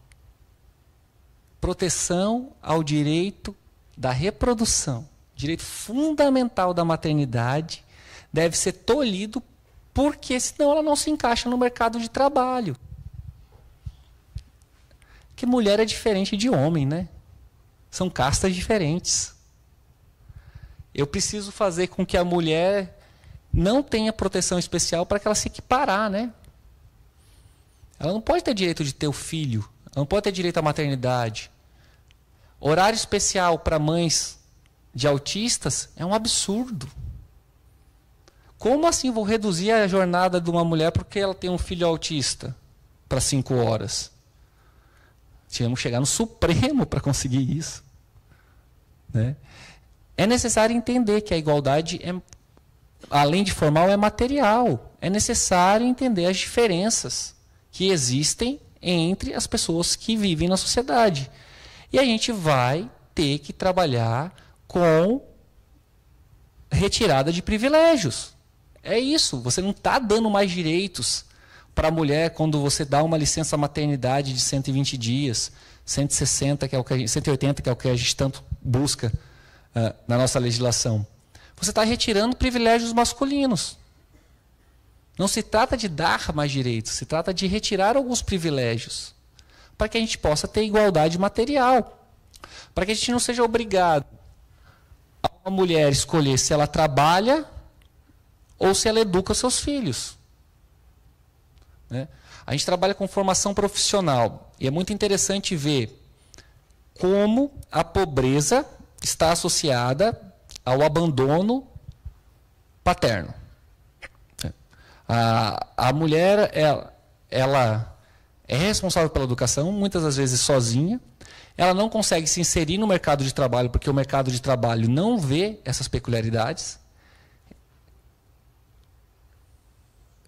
Pegue uma ficha de currículos numa empresa qualquer e identifique que você tem 3 filhos, em idade de 2, 4 e 6 anos. Quem contratar a você, mulher, com 3 filhos? Né? E a gente fala, não, castas diferentes. Porque tratar todo mundo com igual é você poder dar acesso à sociedade de forma igualitária. E aí, citar um outro filósofo, que também eu acho que faz parte da minha formação, que é John Rawls. John Rawls traz um exemplo muito legal, muito simples, sobre justiça. Ele traz justiça como equidade. Justice like fairness. E ele dá um exemplo brilhante. Qual que é a sociedade que você quer morar? Vamos fazer na minha época era um The Sims, né? Hoje é o Minecraft. Vamos criar aí um mundo paralelo. Como eu quero que seja esse mundo? Simples. Você é dotado de uma invisibilidade, de um véu de ignorância, e todas as pessoas, todos os atores sociais, você não sabe onde você vai se encaixar. Então, guiado pelo seu véu de ignorância, você constrói uma sociedade que em qualquer local que você possa se encaixar nela, você vai ter os mesmos direitos. Na nossa sociedade, você queria ser uma mulher trans? Quais são os espaços hoje ocupados por mulheres trans? Qual que é a empregabilidade de uma mulher trans? Você gostaria de ser negro ou branco? Você gostaria de ser homem ou mulher? Você gostaria de ter nascido em Porto Velho ou Florianópolis? Não é uma sociedade construída com equidade. Então é necessário pensar numa sociedade, pelo menos em prognóstico, onde a gente possa se inserir em qualquer dos seus lugares e se sentir reconhecido como uma pessoa que é um fim em si mesmo. Pode passar um pouquinho? Vila Princesa, problema estrutural da nossa sociedade.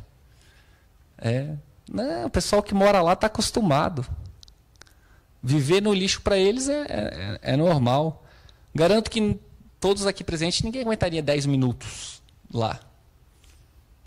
E por que a gente admite na nossa cidade, por mais de 20 anos, que as pessoas vivam lá, sem proteção social nenhuma, expostas a todos os perigos, crianças e mais crianças naquelas situações, né?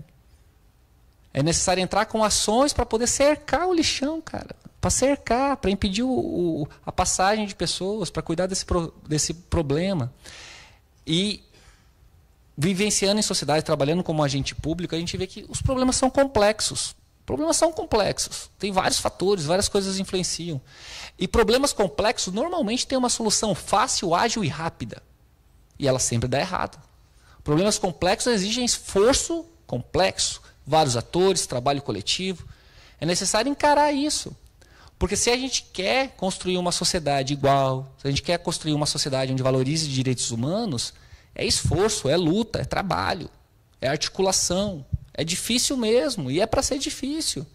Se não fosse difícil, a nossa sociedade de 10 mil anos tinha se resolvido há 5 mil anos atrás. quando nem internet tinha, quando nem roda o fogo existia. A gente não se resolveu ainda como sociedade. Pode passar um pouquinho? Produção de sal. Existe um produto químico chamado amianto. Já ouviram falar?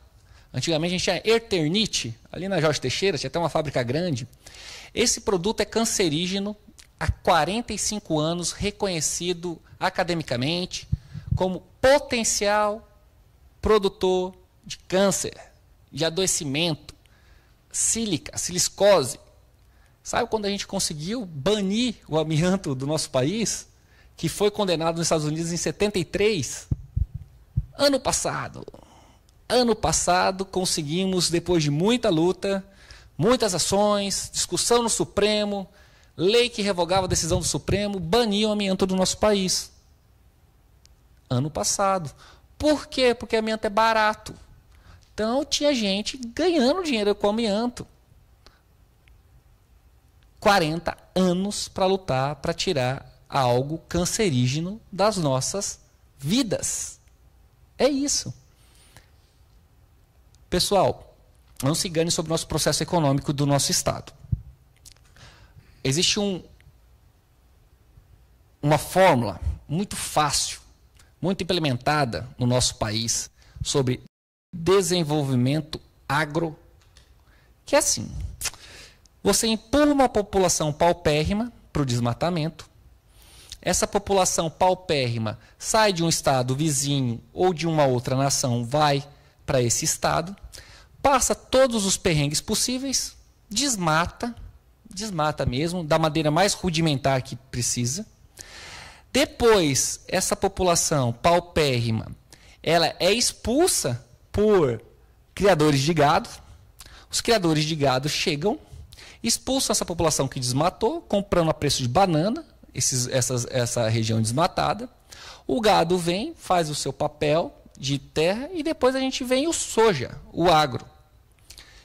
E aí, quem vem não é o pequeno ou médio produtor, é o grande latifundiário, também comprando a preço de banana essas terras. E, teoricamente, o grande latifundiário não tem responsabilidade, né? Porque não foi ele que desmatou, foi aquele trabalhador lá que nem sei mais onde está. E tentam nos convencer que essa atividade predatória, degradante e violadora de direitos humanos é bom para a gente. Bom para quem, gente? Bom para quem? Meia dúzia, ou menos. Ou menos, 10 famílias no nosso país. E aí não basta terem roubado nossas terras, terem desmatado, tendo criado uma ilusão econômica que não traz nenhuma distribuição de renda, eles simplesmente nos inundam de veneno. De veneno. E tem a pachorra, para usar uma expressão da minha avó também, de chamar de remédio, insumo, defensivos agrícolas. O que está acontecendo no nosso Cone Sul é um genocídio. O nosso Cone Sul, a nossa zona da mata, e muito em breve aqui na nossa capital, vai acontecer um genocídio silencioso à base do veneno. É isso que está acontecendo no nosso estado. E não se enganem por propaganda, gente. É isso. É dizimar a população. Porque quem é o dono, quem pulveriza, nem mora aqui, cara. Eles nem moram mais aqui. São grandes fundos de bancos. Fazem conglomerados e estão despejando veneno no nosso estado. E é absurdo, absurdo. Operação nossa em Cerejeiras lá no Cone Sul, né, perto de Vilhena. Simplesmente o avião pulverizador despejava veneno em cima de uma escola. Por quê? Ah, não, porque para dar a volta é mais caro, vai gastar combustível. Né? Ah, mas é que assim, né? Eu sou do agro, né? Eu sou agricultor, sou dono sou sojeiro, sou de outra casta, né? Não sou dessa casta do pessoal que precisa trabalhar com veneno. É isso. Estamos vivendo um genocídio silencioso no nosso estado.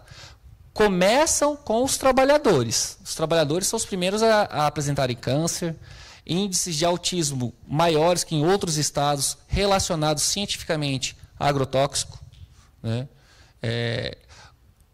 Armazenamento horrível, sem seguir normas técnicas.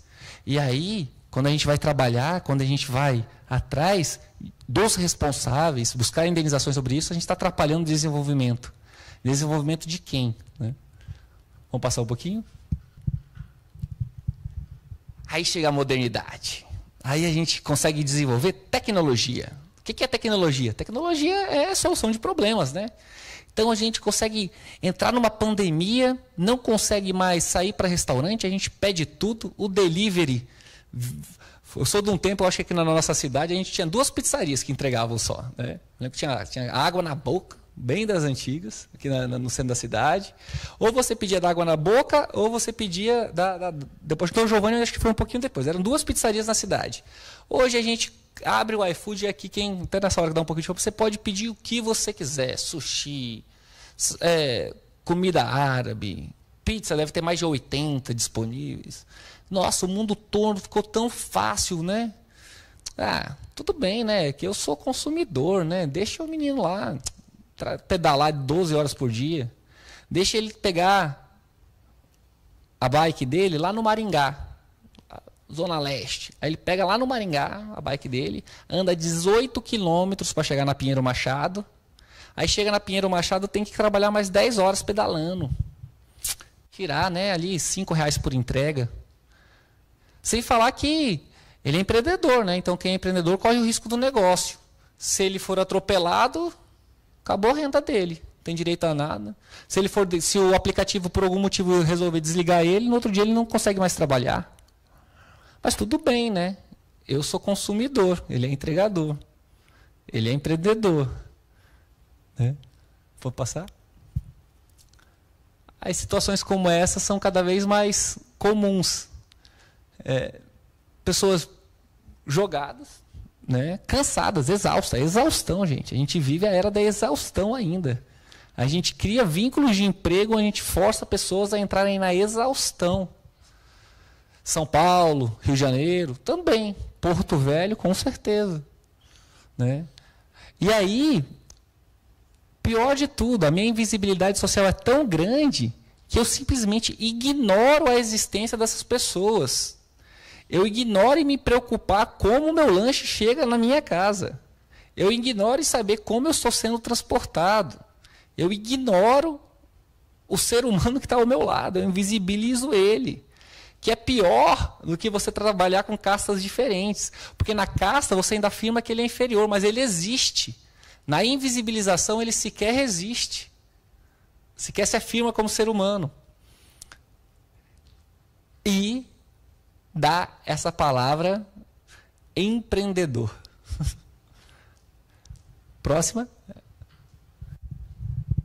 Motoristas de aplicativos, né? A gente conversa, tem trabalhado. Hoje teve uma grande manifestação para uma parada nacional, teve um movimento bem interessante sobre os motoristas de aplicativo. Aqui em Porto Velho teve uma parada, quase 1000 carros pararam um pouco ali na estrada do aeroporto. E aí você vê uma concepção que, por ter uma remuneração um pouco maior, a faixa remuneratória, né, de lucro, não de faturamento, os motoristas estão entre R$ 2.200, como se R$ 2.200 fosse suficiente para você sustentar uma família em Porto Velho, né? Aí você diz que eles são empreendedores e tudo bem, 16 horas por dia, 17 horas por dia. O aplicativo desliga eles de uma hora para outra sem dar nenhuma justificativa e eles ficam sem trabalhar. São obrigados a fazer despesas, muitos andam com carro alugado. Então eles giram toda uma economia, resolvem vários problemas de mobilidade urbana e não tem proteção social nenhuma. Se bater o carro, não tem o que comer no próximo dia. Se sofrer um acidente, não tem como trabalhar, não tem renda. E a gente aceita isso, normaliza como se fosse algo banal. Como se fosse algo banal. Pessoas, trabalhadores e trabalhadoras, sem proteção social, correndo todo o risco da sua atividade, enquanto grandes conglomerados de tecnologia, sequer nacionais, ficam cada vez mais ricos. Aí você escuta um gestor como o gestor da iFood, daquele jeito, sabe, New Empreendedor, Faria Lima, de falar, com todo orgulho bate no peito. Não, nosso grande desafio foi superar os entraves trabalhistas para que a gente pudesse desenvolver nossa marca. É isso. Nosso grande entrave foi tratar ser humano sem nenhuma dignidade, tratar ser humano como um ser de menor valia, para que a gente estabelecesse uma marca e lucrasse milhões. E a gente normaliza, né? Normaliza isso. Aceita que alguém, de alguma forma, está contribuindo para o seu bem-estar, te transportando, te alimentando, mas esquece de se perguntar se aquele ser humano tem direitos e deveres como os seus. Né? Vamos passar um pouquinho? E a grande verdade é essa. A grande verdade é essa. A gente vê o que quer. A gente vê o que a gente quer ver. Logicamente, a nossa formação, a nossa matriz axiológica, os nossos valores, a nossa formação filosófica, a academia é muito importante, a academia expande todos os horizontes que a gente pode ter como ser humano. Então, leiam coisas que você não concorda, estude temas que não te agradam, vejam opiniões diferentes. Porque é só a partir disso que você vai começar a entender que é possível ver outras coisas. É possível ver outras coisas, é possível ver coisas que você não via antes. Mas não porque elas não existiam, mas porque você simplesmente ignorava, você invisibilizava. E você invisibiliza pessoas. A nossa sociedade invisibiliza pessoas. E por que a gente faz isso? Pode passar? É o que a gente traga com essa expressão que a gente traz. Ela é muito vívida no direito. Ela nasceu com os crimes financeiros, depois foi usada um pouquinho ali na época do mensalão. Hoje a gente trabalha muito no direito do trabalho, que é a cegueira deliberada. O que é cegueira deliberada? É você simplesmente isso. Ou se vedar, ou arrancar os olhos, ignorar. Grandes vinícolas, não no Brasil, isso não é coisa do Brasil. Você acha? Vinho, produto chique, consumo, alta classe, melhores vinhos do país. Não no Brasil, isso não acontece no Brasil. Ah, mas já que eu terceirizei, né, não é meu funcionário, é terceirizado. Então, já que eu terceirizei, tudo bem, deixa eles dormirem no barracão em 350 pessoas sem janela. Deixa elas comerem arroz azedo. Deixa ter um banheiro para 152 trabalhadores. Né? Terceirizado, classes, né? Eu não preciso ver isso, eu terceirizei para não ter problema. Isso acontece no Brasil? Não, né? No nosso estado, café. Rondônia, um dos melhores produtores de café do país. Café Conilon, um dos mais respeitados em nível internacional. Você pode andar aqui na nossa cidade, vários outdoors. Café, exemplo de Rondônia. Tudo bem. Lá em Jorge Teixeira, um menino de 14 anos está colhendo café. 14 horas debaixo do sol quente, sem proteção nenhuma. Estou tomando só o café, né? Não sei se isso mancha a imagem do meu café. Né? A gente vê o que a gente quer ver. E a gente é capaz de forçar a não ver o que não nos agrada.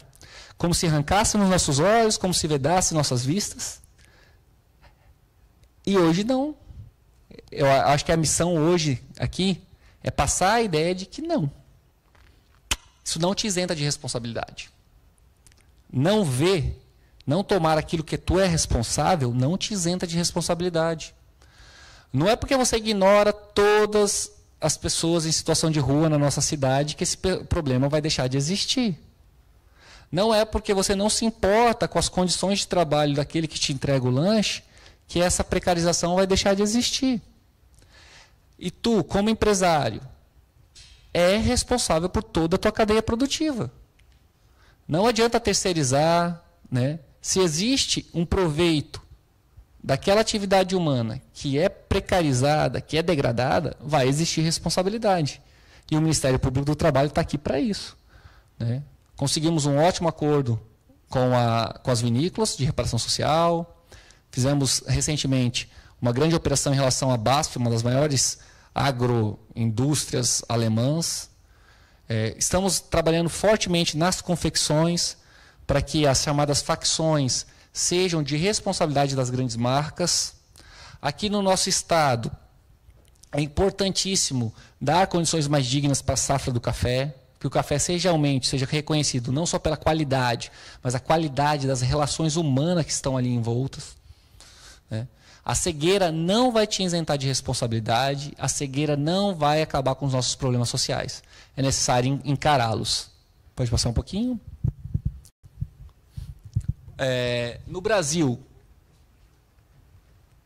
60.251 pessoas resgatadas em condições análogas à de escravo. Vou repetir. 60.251 pessoas resgatadas em condições análogas de escravo nos últimos 10 anos. São 60 mil pessoas trabalhando ou com restrição de liberdade, ou em condições diversas degradantes, ou sem possibilidade de sair do local de trabalho, e muitas vezes sendo tratadas como objetos. Ano passado, Rondônia, Porto Velho, resgatamos 37 pessoas em condições análogas de escravo. 37 pessoas que estavam aqui no nosso estado, em condições degradantes, com cerceamento de liberdade. Convido a conhecer as matérias em relações ao Ministério Público do Trabalho para entender um pouquinho melhor da nossa atuação, entender o que pode ser caracterizado como trabalho análogo de escravo, quais são os requisitos. É uma matéria muito interessante, é algo que deve ser feito com muita articulação social, não existe só repreensão. Aqui a gente tem um problema muito sério com as derrubadas, com abertura de área, com garimpo. Né? Só que a gente tem que entender que esses problemas são complexos. A repreensão é uma das forças, mas eu preciso trabalhar socialmente para que as pessoas possam ter oportunidade, para que elas não sejam induzidas a essa precarização. E o Norte é hoje 1/3 de todos os casos de trabalho escravo do nosso país é aqui na região Norte. Isso abarcando Pará, Amazonas, Roraima, Amapá. 1/3. Por quê? Esse empuxo agrícola, esse empuxo de chegar ao oeste, o grande poderio econômico está afastando, trazendo essa marginalização para daqui a um tempo tomar. E eles vão tomar. Porque quando o poder econômico chega de verdade, ele simplesmente compra tudo aquilo, como se a compra dele, por ser agora, se isentassem de culpa de tudo que foi guiado, planejado por esse poderio econômico. Pode passar? 1.768.000, sobrou um zerozinho, crianças e adolescentes em situação de trabalho infantil, das quais 706.000 em situação de trabalho infantil. Não aqui no Brasil, não no Rio Madeira, não semana passada. Draga de ouro no Rio Madeira. Sabe como funciona uma draga de ouro no Rio Madeira? 24 horas por dia, motor diesel, cheiro de gasolina, condições insalubres, mergulhando. Adolescente de 15 anos, morador de São Carlos, tinha abandonado a escola. Por quê? Porque ele olha para a gente e fala: doutor, estudar para mim aqui não adianta não. São Carlos, aqui, estudar, o que adianta fazer ensino médio? Melhor eu trabalhar. Condições das escolas do Baixo Madeira: 4 anos sem transporte fluvial escolar. 4 anos de atraso na educação do Alto Madeira. Por quê?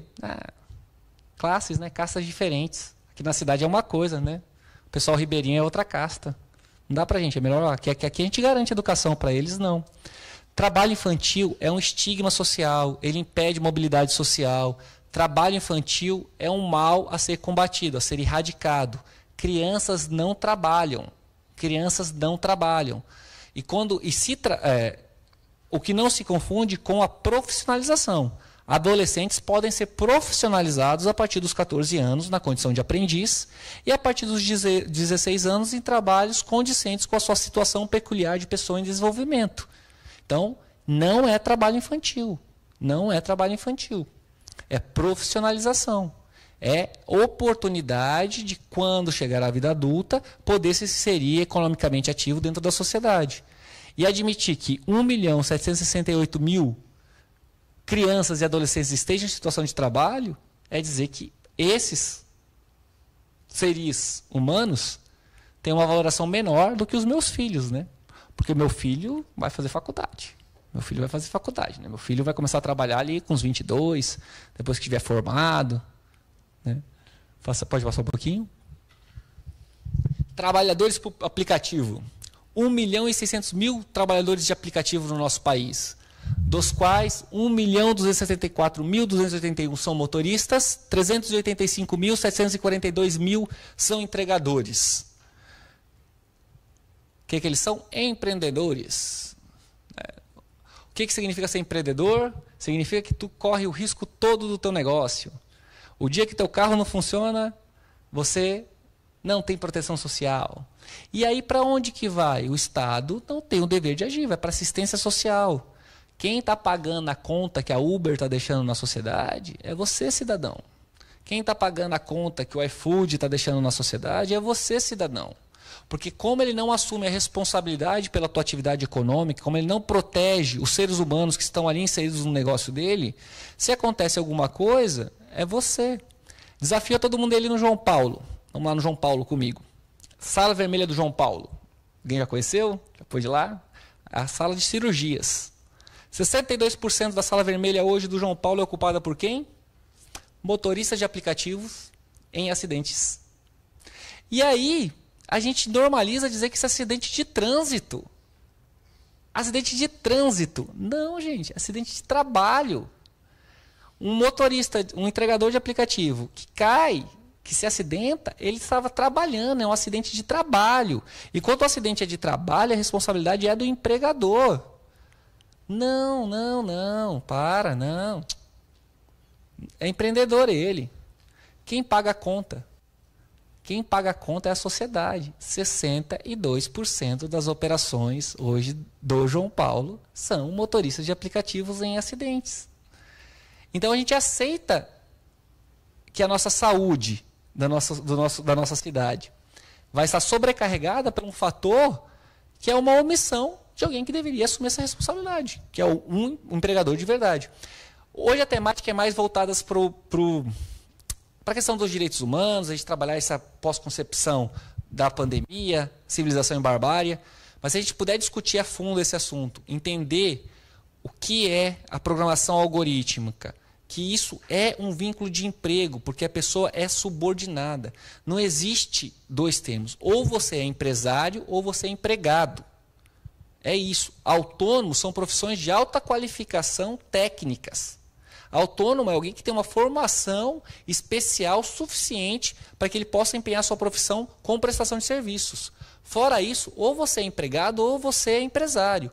Empresário você tem independência e chance de lucro real. Se você não tem chance de lucro real, se você não tem chance de expandir o teu negócio, se o teu trabalho é subordinado, e a subordinação aqui é direta, porque a entrega que manda é o aplicativo, o preço quem define é o aplicativo, a rota é o aplicativo. E aí, nossos amigos da Justiça do Trabalho dificilmente reconhecem um vínculo dos motoristas de aplicativo. É uma luta para não normalizar. Porque a questão, na questão dos aplicativos, a gente tem que deixar bem claro. Quem paga a conta? Quem paga a conta? Quem está pagando a conta do João Paulo? A sociedade. A sociedade está pagando a conta do João Paulo. Então, a invisibilidade dos direitos desses trabalhadores significa menos dinheiro no seu bolso. Menos serviços sociais, menos serviços públicos. Certo? Passar um pouquinho. Então, só para a gente já chegar nos finalmente também, para não se delongar, acho que também se a gente quiser abrir um pouco de perguntas, mas o que a gente propõe é essa. Abram os olhos. Mas não abram os olhos só com visão. A visão não é suficiente para enxergar o mundo. A visão não é suficiente para enxergar o mundo. Para se poder enxergar o mundo como ele é necessário consciência. Tomem consciência. Pensem nas suas atitudes. Reflitam sobre os comportamentos inconscientes. Pensem que tratar o ser humano como um fim em si mesmo exige esforço, existe percepção da realidade, renúncia de privilégios. Enxerguem o mundo pelo filtro da consciência, não de ideologia.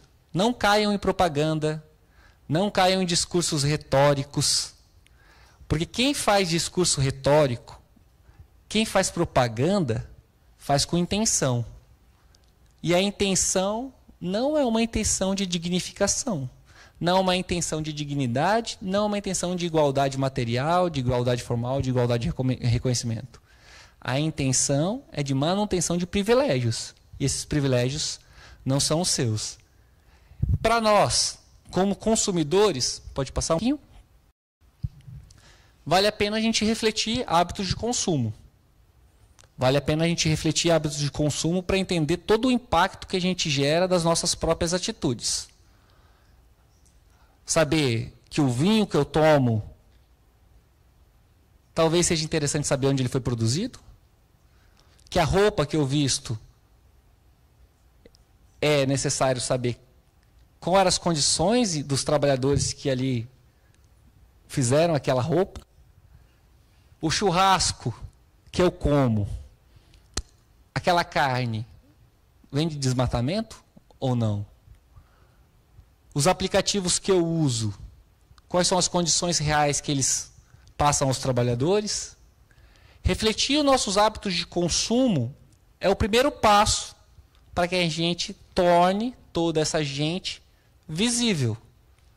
Para que a gente se afaste da nossa cegueira deliberada. Para que a gente tome responsabilidade por nossas atitudes. E como operadores do direito, como futuros bacharéis, futuros advogados, juízes, promotores, procuradores, defensores, não esqueçam jamais que a gente lida com vidas humanas. Um processo pode até enganar, pode ser só um papel, mas ele reflete na vida de alguém.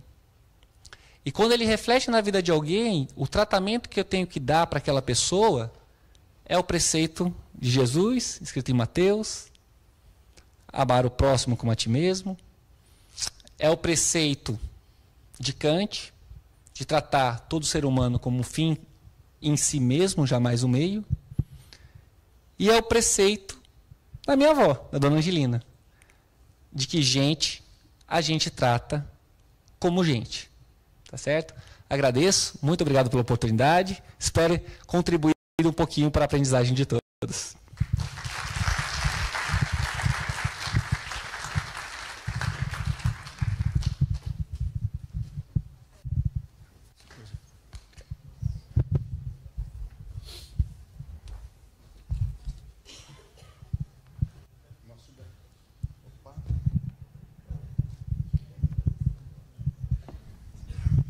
Nós tivemos bastante comentários, né, no chat sobre elogiando o trabalho, a apresentação do senhor. E nós gostaríamos, nesse momento, de entregar uma lembrança para você da universidade, do evento, e também um exemplar dos nossos anais do ano passado. Esperamos poder contar com a sua participação também nesses segundos anais que são publicados. Tá bom? Agradeço muito, agradeço a participação de todos. Amanhã nós temos mais uma rodada de evento, tá bom? E fiquem todos bem. Até amanhã a todos. Muito obrigado.